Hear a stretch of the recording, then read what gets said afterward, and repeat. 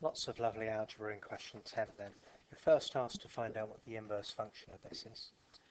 And you remember that you write y equals this, and then you rearrange, you swap the letters over, and then rearrange to make y the subject of the equation.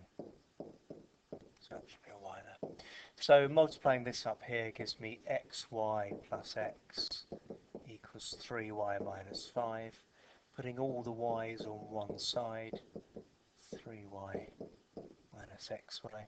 Factorising out the y there,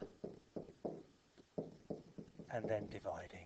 So my inverse function is going to be x plus 5 divided by 3 minus x. I suppose I'm going to write here x can't equal 3 as well, because you couldn't have a 0 on the bottom as a little bit of bonus there. Now I'm going to do f of x, so that means I need to be able putting this inside itself.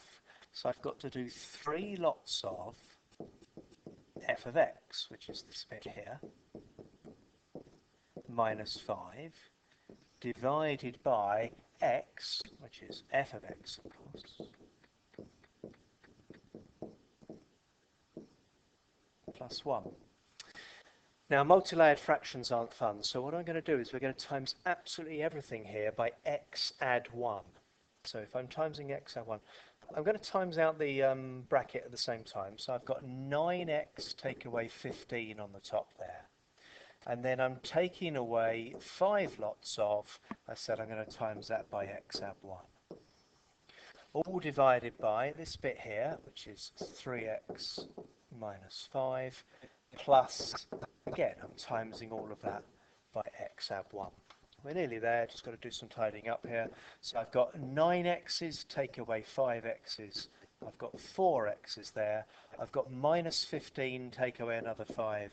I've got minus 20.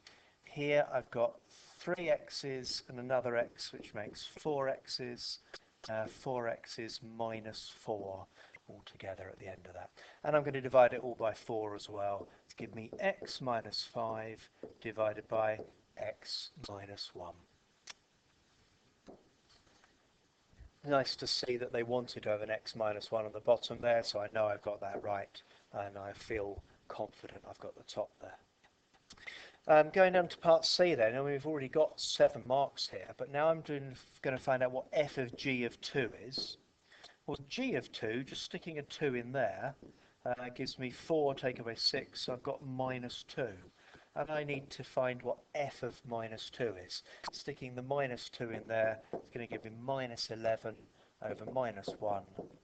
So I get 2 marks for a little bit of maths there to get 11. Find the range of g. Well, okay, I'm trying to look at this bit here.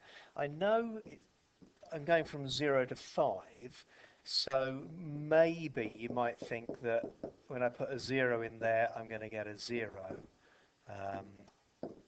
And if I put a 5 in here, I'm going to get 25, take away 15 is 10. But there's a possibility that that's not quite going to be the right answer, because of course this is a quadratic. So although, yeah, that's fine, we're going from 0 to 10, it might be that we go lower than that at some stage in between them. The way we're going to do that is I'm going to factorize out, sorry, not factorize out, I'm going to complete the square for it. So when I complete the square, I can see that actually I do go all the way down to minus 9 over 4. That's the lowest that could possibly be.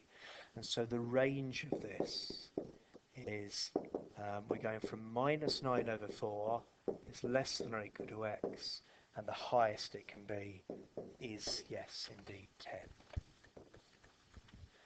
And the last part, standard answer here, why does it not have an inverse? It's because g of x is not a one-to-one function.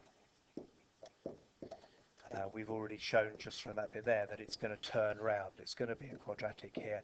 There's going to be 2 parts to it that there's going to be 2 answers coming from somewhere. So it's a many-to-one function.